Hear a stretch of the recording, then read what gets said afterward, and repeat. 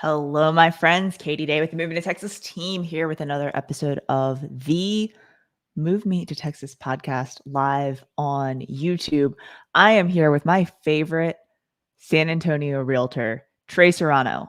Oh, yikes. Tim, Come on. Tim Macy, ladies and gentlemen.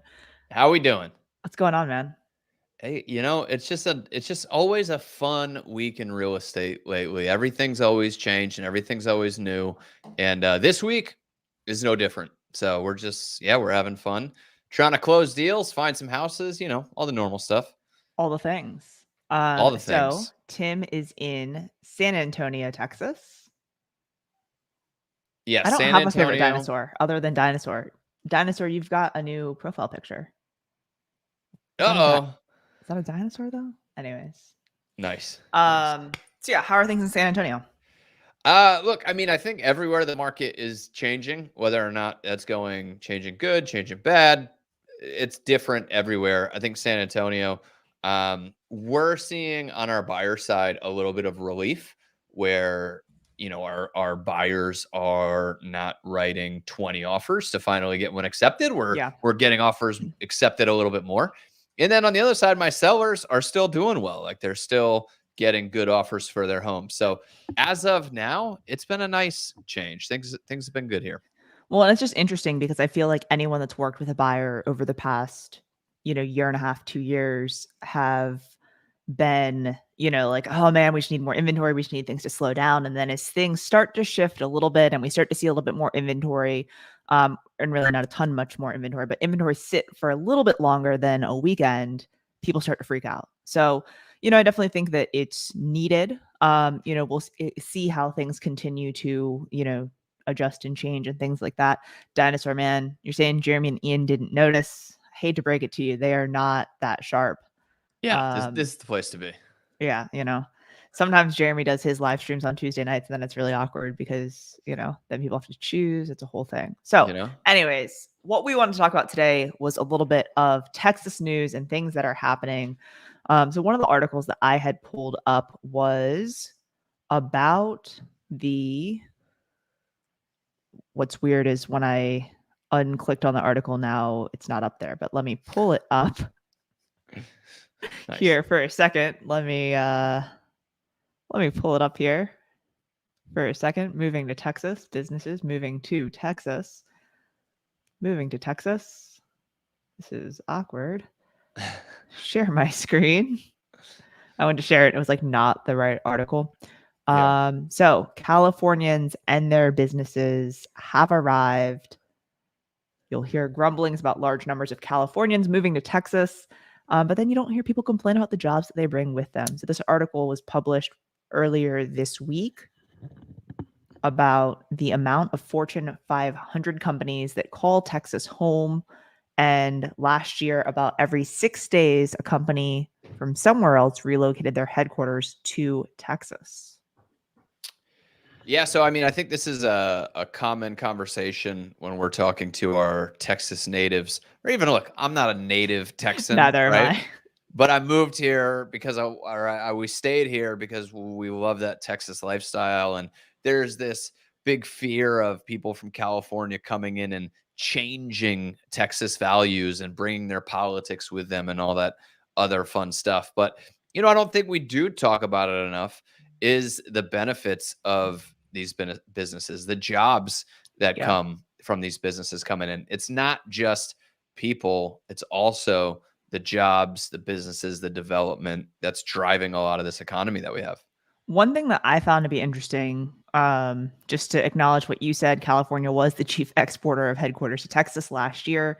Of the 62 that businesses that relocated, 25 of them came from California. But one thing that I found to be really interesting was that Cushman and Wakefield said that the tech capital of Texas is not Austin. Their report found that DFW had more tech workers than Austin and Houston combined. Which I think it's kind of crazy because, like, you think tech, you think Austin, right? Yeah, but I think people don't really understand just how massive DFW is, right? Like when you take Dallas, Fort Worth, Arlington, like that whole area, it's just huge. And so I think by sheer volume, DFW is a great place for businesses to move to.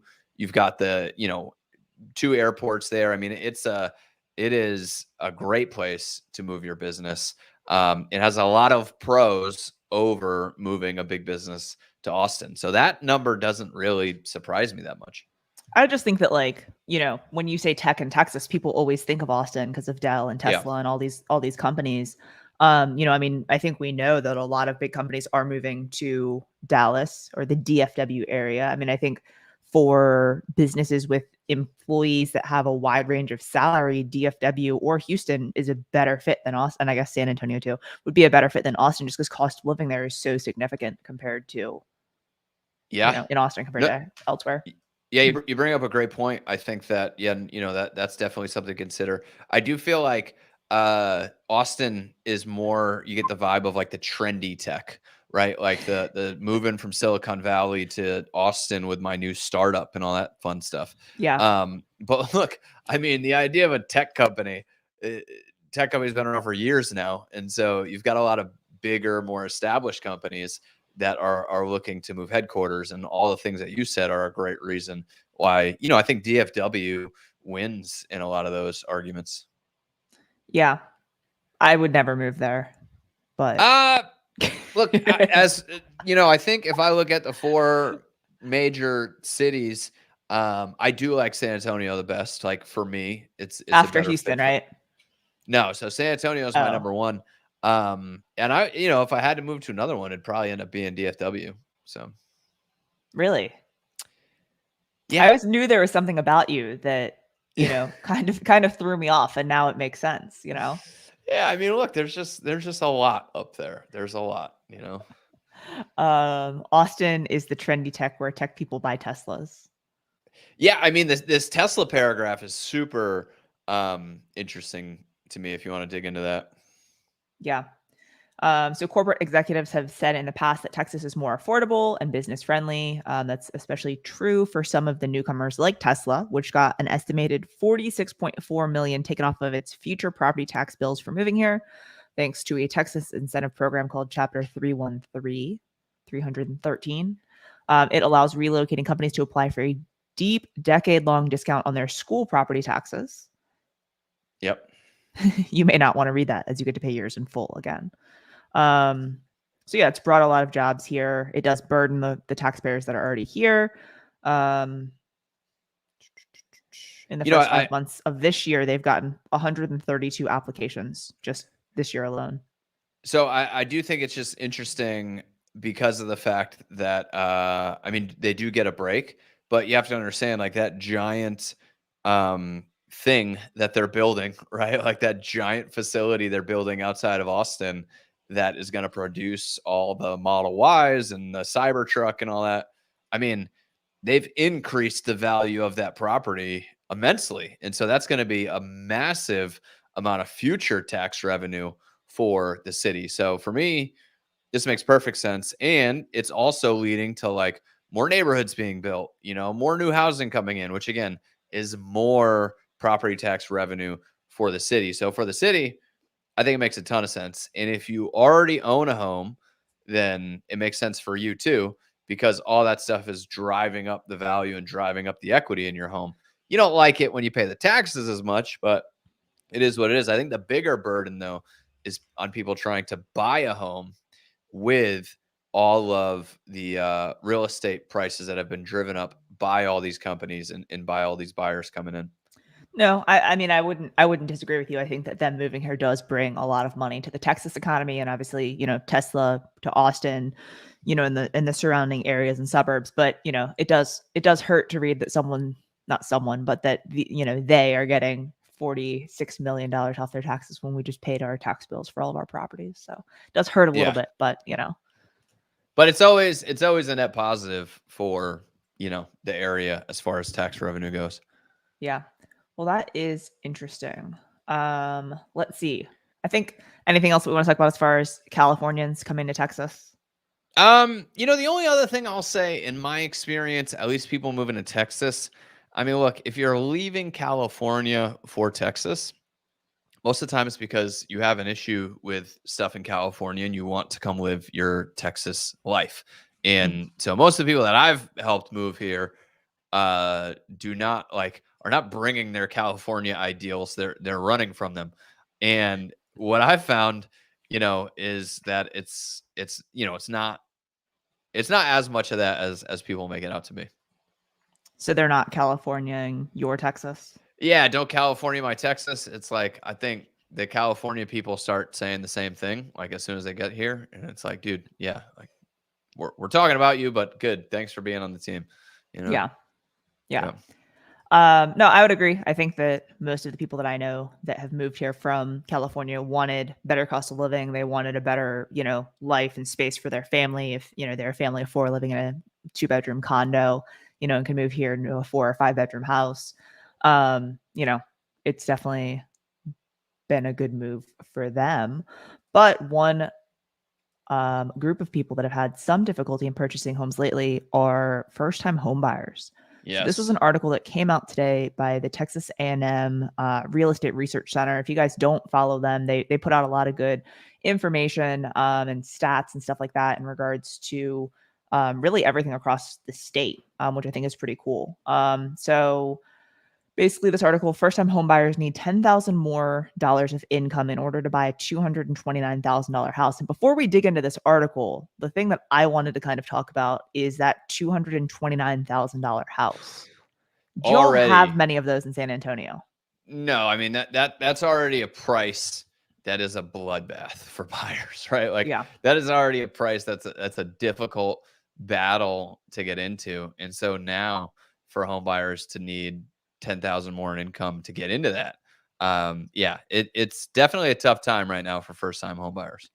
Yeah, I mean, because in Houston, we're just finishing up May, so we'll see May numbers soon. But for the month of April, our average sales price was over $400,000. So that 230, 225, really under 250 price point, like you have the first-time home buyers, you've got investors, you have institutional investors with large hedge funds, like you've got so many different people that are trying to buy.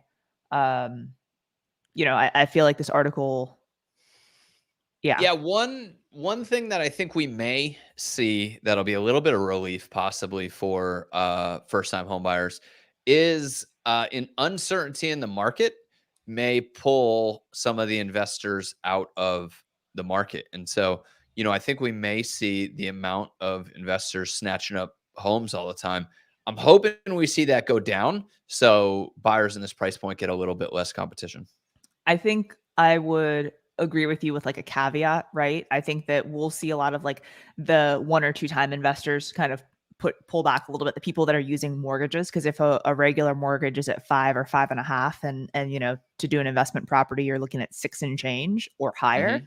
That is really tough. And that's, back in like 2017, 18, interest rates weren't this high, but even when they were, higher than in the 4s and change, when I was looking at a 5% interest rate for an investment property, like those numbers just didn't make sense. But like for those that are a large fund or have lots of cash, like they're always buying, right? So I think we're in a weird place in Texas because there are so many different types of investors buying. But I do think it will likely slow some, as the market, changes a little bit. Yeah, I do think though, I mean, just because interest rates were so low that a lot of, look, myself included, investors were just looking at like, I need to go get as much of this low interest rate money as I can. And so, they were trying to buy anything under 300,000.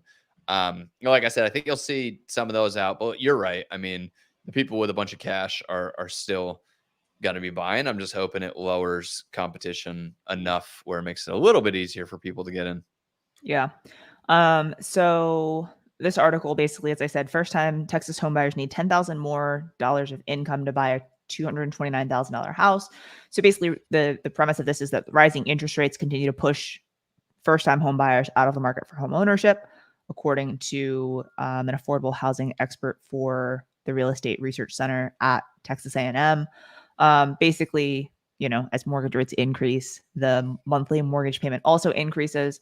So at the start of this year, 30-year fixed rate mortgages, it was around 3% by May 19th, last week-ish. The average rate was about 5.25%. So in the first quarter, you needed basically 60 grand a year in order to buy that $229,000 property. And now that's up to $71,000 at that 5.5% interest rate. Yeah. It's a tough first time home buyer market. What's interesting too about this factoid is that it kind of scales up, right? So, the people that used to afford 550 are what now, like 490.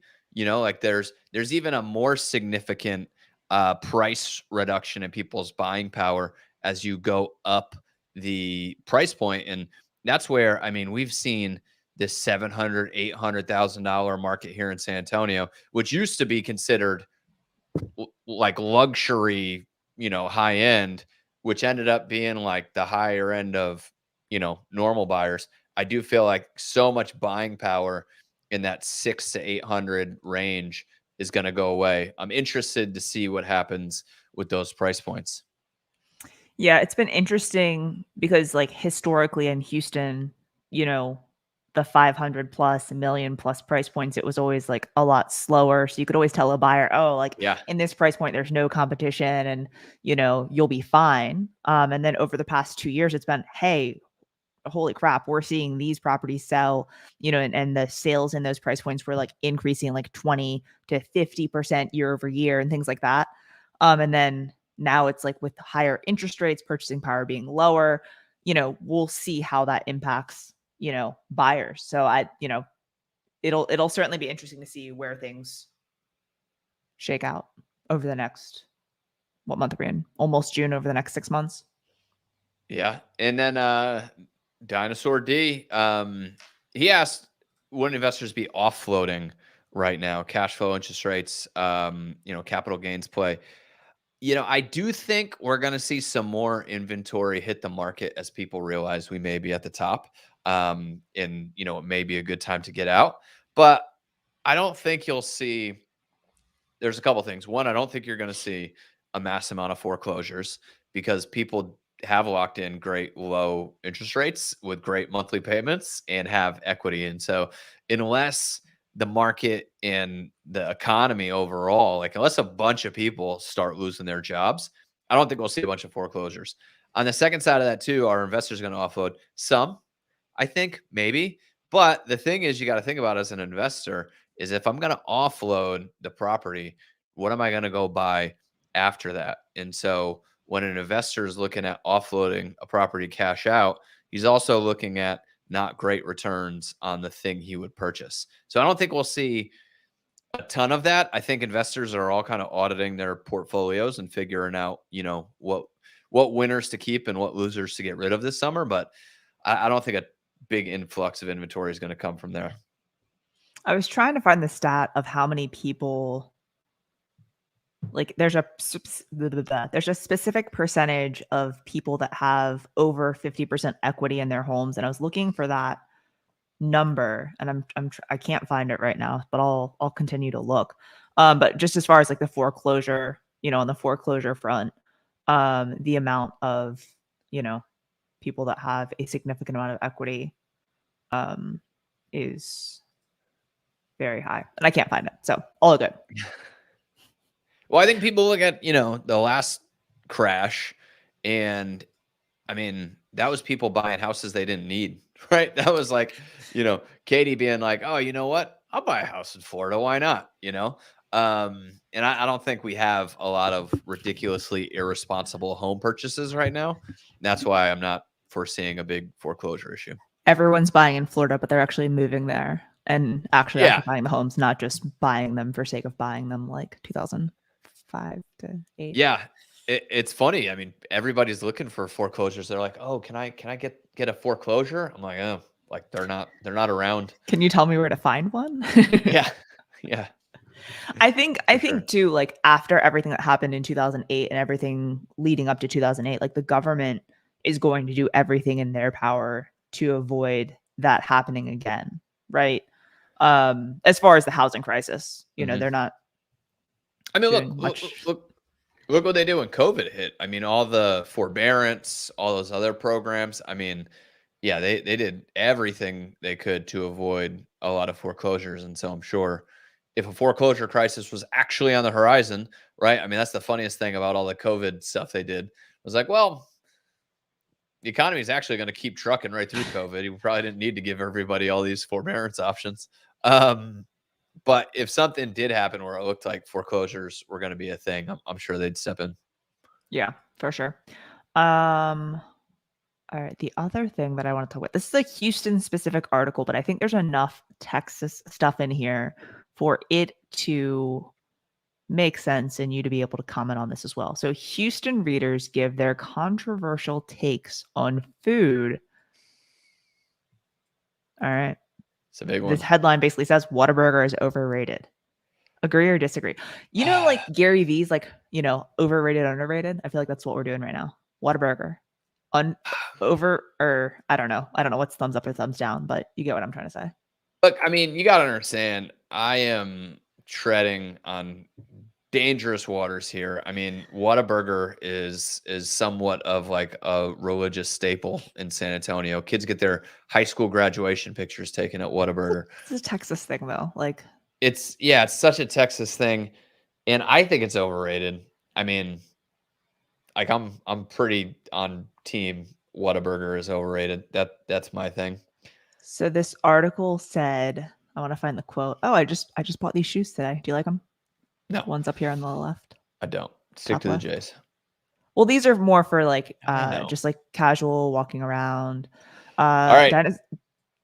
Dinosaur brings up the very controversial thing that everybody's gonna talk about, which he says In-N-Out is better. Let us know what y'all think in the comments if you're watching this on the replay of In-N-Out or Whataburger. What's interesting is now that we have both in many of the Texas cities, it's something that can actually be a debate because people can try them. Previous to a few years ago, you couldn't get In-N-Out in Houston, so no one really knew. Honestly, I think In-N-Out is overrated as well. Yeah, I mean, like I remember getting In-N-Out in California in 2008 or something when it was like this hidden thing, and it was amazing. Now, I mean, I think they're all right, but at the end of the day, like Whataburger is McDonald's or fast food Burger King cheeseburger with like barbecue sauce and some different stuff. Like it's nothing monumental. At least if you go to In-N-Out, you're like, oh, they toasted the bun. They actually toasted the bun. It's like fresh-ish lettuce. You know what I mean? Like I'm like, all right, it's not completely. There are food. still some brown pieces. We're just gonna go down a complete rabbit hole here, but Chick-fil-A or Zaxby's? Yeah, Dinosaur. I like me and you, we've been vibing the whole night, but you cannot. I mean, once you start talking bad about my Lord and Savior, Chick-fil-A, that's kind of where I draw the line because Chick-fil-A can do no wrong. I will say, actually, this blasphemy. I'm loving Raising Cane's more than Chick-fil-A. I think Raising Cane's has better chicken than Chick-fil-A. Oh, but yeah, I go with nuggets at Chick-fil-A. I do the nuggets or the chicken minis or the chicken sandwich. I really just eat everything there because sometimes I get grilled chicken if I'm pretending to be healthy with fries. But yeah, Dinosaur. Well, I haven't eaten anything there in months, and now you got me thinking about it. So I do like Zaxby's, but I would say Chick-fil-A ranks higher for me. But this person said Whataburger's overrated and its burgers taste like lower quality Burger King. I'm just more surprised that someone's saying Burger King is higher quality than old Whataburger. But and you know what's fun is like we have all these different cool burger places popping up all the time. And so I don't know. You got a Whataburger because you had a long day and you want to make a poor decision. Like I've never had Whataburger. I've never eaten Whataburger. Like finished it, drank the shake. I always get a shake, and then gotten home and been like, yeah, that was a good decision. I feel good about the Whataburger. I don't think I've ever had it sober. And same thing. And same thing with In-N-Out. Like the last time I had In-N-Out was in Las Vegas, and we waited for 40 minutes in the drive-through line, and I got it, and it was like lukewarm, and I was just like, this is so terrible, but I'm like a little drunk and I need to be, have some food in my stomach, so I ate it. Yeah, it's disappointing though. So this is something, I mean, obviously this is a Houston thing, but they say that barbecue scene is overpriced and underflavored. Too many other better cuisines to try that are far more unique. I have to disagree with this as far as Houston goes. We have some kick-ass barbecue here. It is sometimes overpriced, but honestly, the prices of brisket and pork and all of the things have increased so much over the past few years. Inflation. Like, I'm here to support our local restaurants and especially our barbecue restaurants. So disagree on that one. Do you love the Papas down in San Antonio? Yeah. I mean, I can't say I've gone a bunch of times. I mean, look, one thing, this is, this sounds stupid, but like I've kind of cut out most fast food things in our life. So, like if I'm gonna go eat somewhere, I'm usually going to a restaurant that I actually want to go to. I mean, let's be real. The chain burger joint is like a convenience thing. You know what I mean? Like Yeah. it's a purely convenience. I'm on my way home. I need something to eat. So which one of these chains do I go to? So, I don't Dinosaur. I'm sorry. I don't really have one. I don't think. What's the place that we went to? Oh no, I went with Trey. What's the burger place? It's from Austin. They have a green burger. Well, we have Burger Boy, No, which no, no, I no, mean, they no. do a greasy, They do. juicy, delicious drive-through. So that's Hop what I would Dotty. say, Dinosaur. I don't like. I'm not putting it in my top burgers, but Burger Boy for chains, I would say, yeah. We don't have Burger Boy here. I would say Hop Dotty ranks high for me as far as like a quick Oh, ish. you know what my jam is the one I get the milkshakes at. Oh my goodness, I can't believe I can't remember the name. I'm done. I got Are you sure it's nothing. at I Hop went Dotty? blank. Shake Shack. Shake Shack. Shake Shack burgers. I'm for it. I'm there every time. They're amazing. Matter of fact, that's what I'm doing when I'm done with this 75 fail. I'm going to Shake Shack. Barbecue restaurants that don't serve French fries are a waste of time. Agree or disagree? I'm not big on French. I don't think French fries are a needed thing. Honestly, if I'm eating barbecue, I want some sort of greens and then I want like more barbecue. Yeah. Yeah, I could care less. Hop Dotty milkshakes are like 2,500 calories. Thank you. Dinosaur, I appreciate your encouragement this evening. It is fantastic. The best thing about Whataburger isn't the burger, but the sausage, egg, and cheese biscuit sandwich. So, I think a bigger topic is the Texas City food scenes. I mean, I know San Antonio has a unique like food scene. And obviously Austin is the one that people talk about, but what's going on in Houston? Everything's going on in Houston. We have all the foods. Like, the problem with Houston is there's so many good restaurants that are opening very frequently. But there's always so many that are so close to you. So if you have to like drive across town to go to a restaurant, you're passing by like 5 of your favorite restaurants. We've got really good sushi. We've got awesome Indian food. We've good Tex-Mex. We've got some good Mexican food. Like, we have tons of Vietnamese food. I think for me, we have great food here too. But what I don't have enough of, and somebody will probably argue with me and tell me there's a bunch of them, but I just like being able to go by the hole in the wall spot. Look, coming from New England, the thing that kills me is pizza. Cause like we have some good pizza, but I have to go sit down at a nice restaurant. Like there's nobody dishing me an awesome slice on a paper plate for, $3 or however much a slice of pizza costs. That's what I'm missing in my life is a great pizza joint, but I haven't found one in Texas. I feel like the places like the slice places in Austin are always good, but I have also never had those sober. So they probably are trash.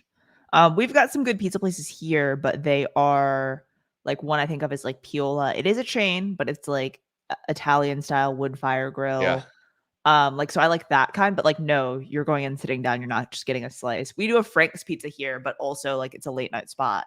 So yeah. We actually do have a good food truck over here, Dinosaur, if you're wondering, on the 3009 outside San Antonio. We do have like an awesome food truck that makes some banging Mexican food for like dirt cheap. Yeah, you feed the family for $15, like ridiculous. And still have leftovers. Yeah, and still have leftovers. So I would say that. And yeah, Myers Elgin. All right, all right. I'll have to check that. Myers Elgin Smokehouse. Is that one that you've been to, Katie? I've never been there. No. Is that between San Antonio and Austin, I guess? Or That one is, I just pulled it up. No, that's out like East Austin, like out East Austin. So it'd be a little bit of a ride.